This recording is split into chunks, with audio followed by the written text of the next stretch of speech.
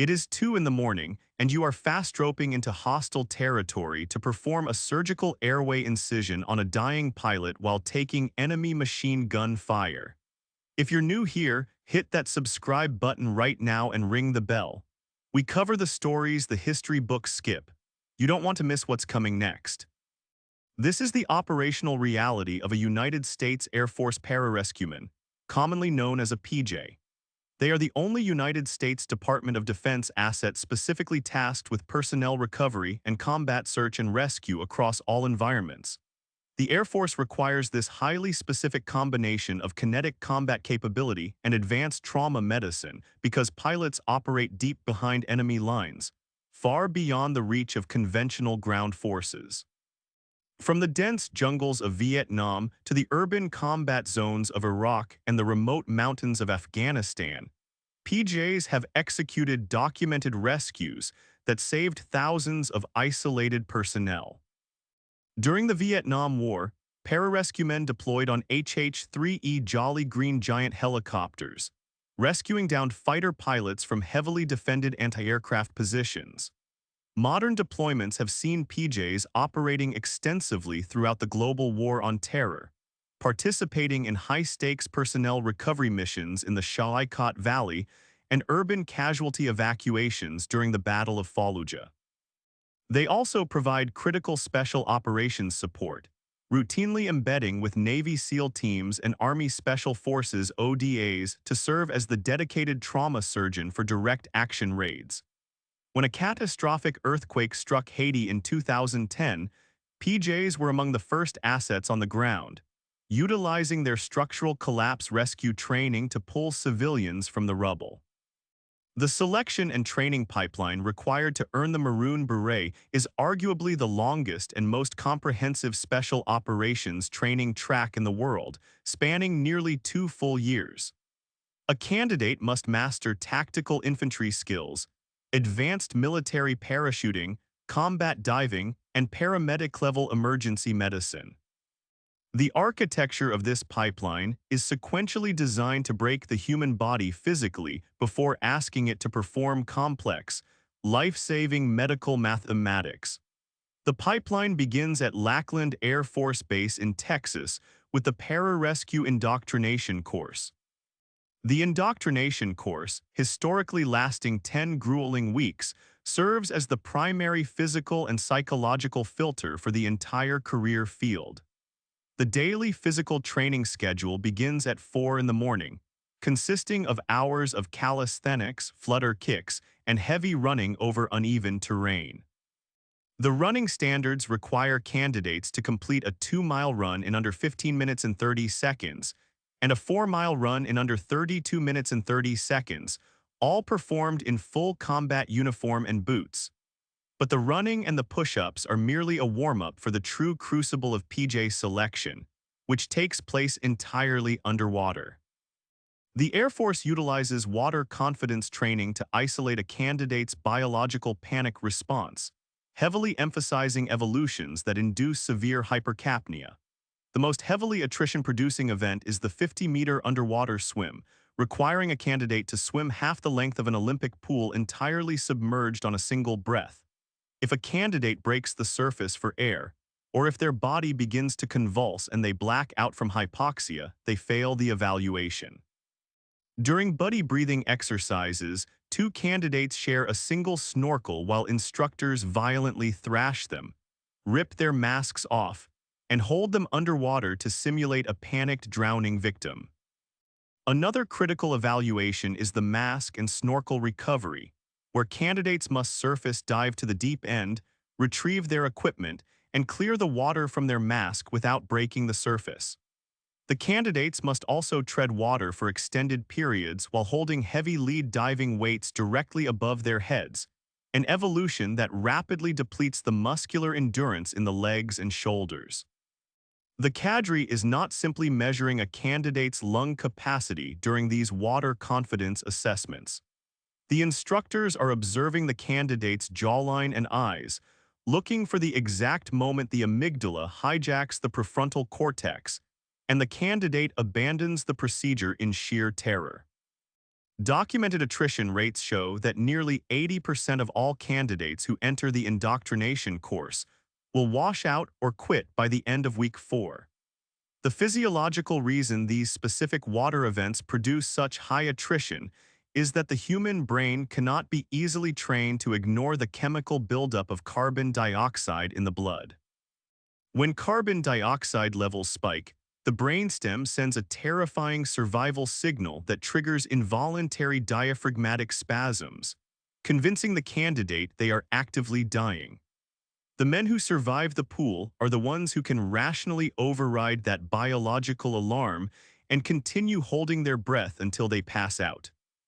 Those who survive the 10 weeks at Lackland pack their gear and travel to Panama City, Florida, to attend the Air Force Combat Diver Qualification course. This 6-week program teaches the physiological physics of deep water diving using both open-circuit compressed air and closed-circuit rebreather systems. Candidates study Boyle's law and Dalton's law, calculating how atmospheric pressure affects nitrogen absorption in human tissue to prevent fatal decompression sickness.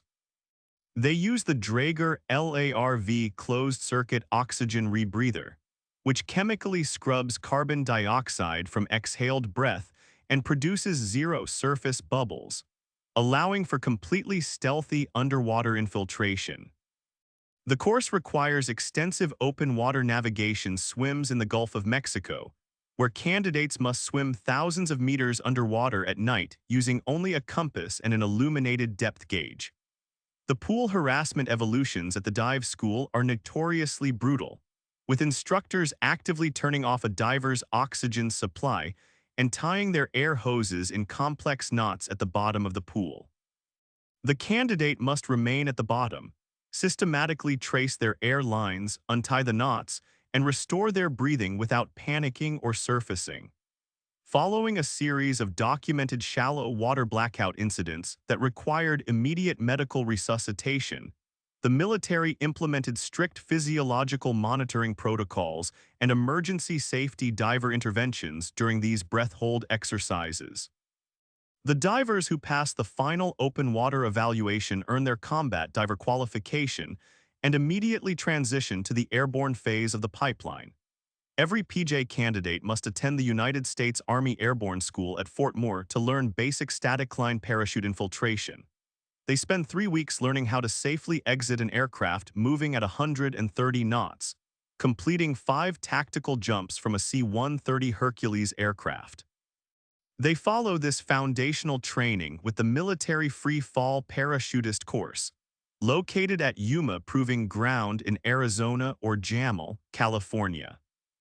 The free-fall capability allows a PJ to jump from altitudes exceeding 25,000 feet using high-altitude low opening or halo techniques.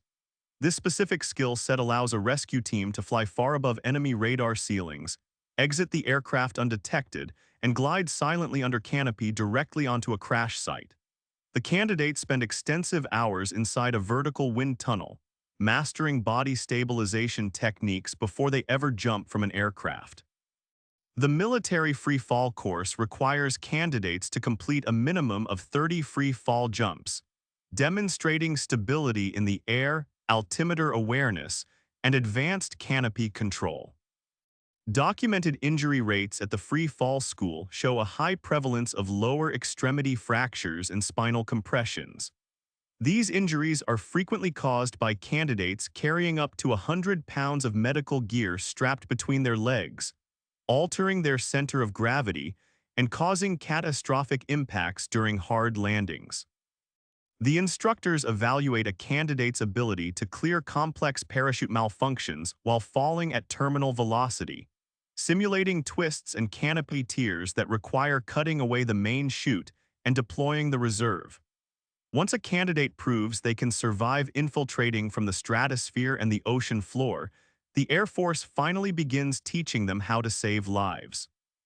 The tactical phase halts, and the medical phase begins as the candidate transitions into an intensive, uninterrupted academic environment. They enter the Emergency Medical Technician Basic and Paramedic Certification Pipeline, which often takes place at Kirtland Air Force Base in New Mexico or through affiliated civilian trauma centers. The documented training hours required for a PJ paramedic exceed 1,200 hours of classroom instruction, clinical rotations, and field evaluations. This medical pipeline is governed by the National Registry of Emergency Medical Technicians, ensuring every PJ meets the absolute highest civilian standard of pre-hospital care. However, the scope and depth of a PJ's medical training rapidly surpasses standard civilian paramedic protocols. Civilian paramedics operate under the assumption that a fully equipped emergency room is only a 10-minute ambulance ride away. PJs are trained for prolonged field care, where they must keep a catastrophically injured patient alive for 3 days in a hostile jungle without any external support. They study advanced pharmacology, long-term infection control, and the physiological effects of altitude on severe trauma. The candidates spend weeks embedded in civilian emergency rooms, working directly alongside trauma surgeons to manage gunshot wounds, severe burns, and blunt force trauma.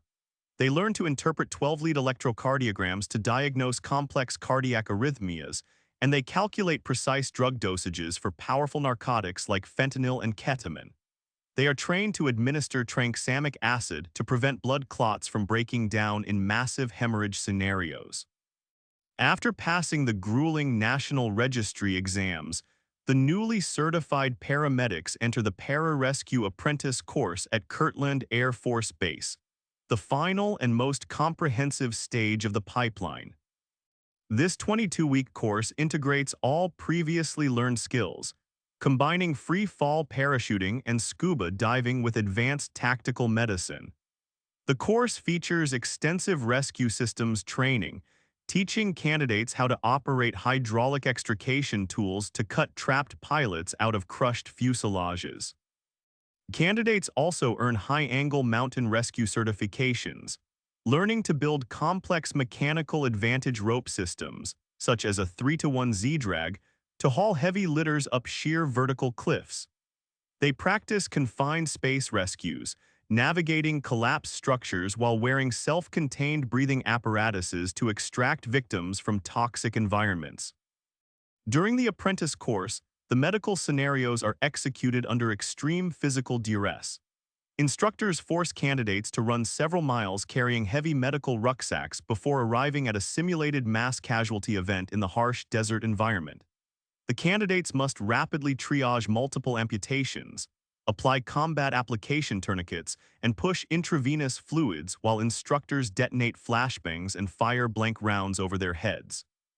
They must correctly calculate burn percentages and fluid replacement formulas, while actively communicating with a hovering rescue helicopter via encrypted radio. The documented final attrition rate during the apprentice course remains near 10%. This means the Air Force is willing to eliminate a man who has already passed 2 years of grueling selection if he makes a fatal medical miscalculation under simulated fire. The instructors demand absolute perfection in clinical protocols, knowing that a single mathematical error in a drug dosage can kill a patient just as effectively as an enemy bullet. The men who navigate this final gauntlet prove they have the cognitive bandwidth to execute trauma surgery while simultaneously fighting a war. When looking at the documented overall pipeline attrition rate, the statistics are mathematically devastating. For every 10 men who enter the indoctrination course, roughly 1 will successfully navigate the 2-year pipeline and earn the Maroon Beret. The pipeline losses are heavily concentrated in the first 4 weeks of the water confidence training at Lackland, with secondary spikes occurring during the severe academic rigors of paramedic school. The Air Force's own research identifies the primary predictor of pipeline completion as psychological resilience and the specific capacity to compartmentalize physical panic. The physical and medical standards of the PJ pipeline distinguish it drastically from other special operations tracks.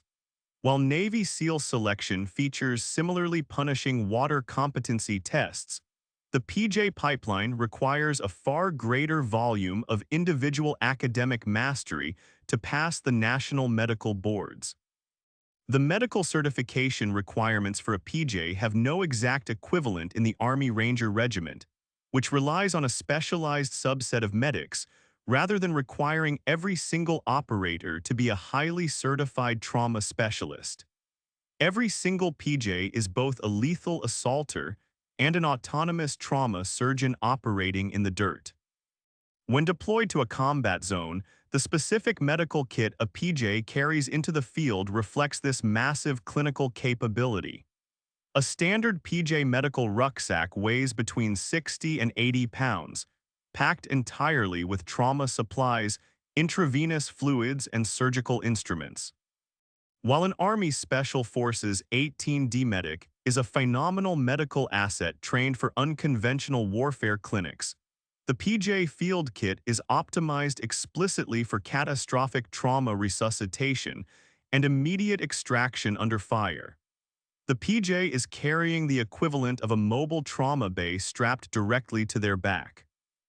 PJs are authorized to perform specific surgical procedures in a field environment that standard civilian paramedics are legally forbidden to execute. They perform surgical cricothyroidotomies, using a scalpel to slice open a crushed airway and insert a breathing tube directly into the trachea. They execute bilateral chest tube insertions, cutting through the rib cage to drain massive blood accumulation from a collapsed lung. They carry freeze-dried blood plasma and whole blood, pushing life-saving transfusions directly into the veins of wounded operators while sitting in the back of a violently vibrating helicopter. When peripheral veins have collapsed from massive hemorrhagic shock, PJs utilize an EZIO drill to bore an intraosseous line directly into the patient's sternum or tibia. This procedure allows them to push life-saving medications and fluids directly into the bone marrow cavity for rapid systemic circulation. They carry portable vital sign monitors to track blood pressure, heart rate, and oxygen saturation, acting as an intensive care unit during the long flight back to a surgical hospital. The weight of this specific equipment physically breaks down the operator's spine and knees over years of constant deployments. The human factor in PJ selection requires men who can cleanly disconnect their own suffering from the task at hand. Documented accounts from Pipeline graduates consistently cite the underwater buddy breathing evolutions as the specific moment that most severely tested their decision to continue. Fighting off a drowning partner who is actively kicking you in the face, while your own lungs burn for oxygen, forces the candidate to prioritize the protocol over their own survival instinct. The Air Force data shows that the psychological profile of men who complete the pipeline heavily indexes on emotional detachment and methodical problem-solving under acute threat. Men who leave the program voluntarily often possess the physical fitness required to pass the running and push-up standards. They quit because the psychological weight of drowning every single morning, combined with the academic terror of failing a complex pharmacology exam, simply breaks their internal drive. The pipeline architecture ensures that the only men left standing are those who find the chaotic suffering an acceptable price to pay for the capability to save a human life. The Air Force does not compromise this standard, because a compromised standard directly results in dead pilots and lost operators. The 2-year Pararescue Pipeline stands as a masterclass in the relationship between physical selection and technical specialization. The Air Force utilizes brutal physical torture not merely as an arbitrary hazing ritual, but as a deliberate neurological filter. If a man cannot maintain his emotional baseline while drowning in a pool at Lackland, he absolutely cannot be trusted to perform emergency surgery in the back of a dark helicopter taking hostile machine gun fire. The pipeline ensures that the medical intervention will be flawless, because the operator executing it is biologically immune to the surrounding chaos. If this gave you a real understanding of what it takes to earn that maroon beret, hit the like button. Drop a comment, did you attempt the PJ pipeline? Which course ended it? Share this with someone in the fitness community who thinks special operations is only about physical toughness. The PJ pipeline will correct that assumption in about 30 seconds.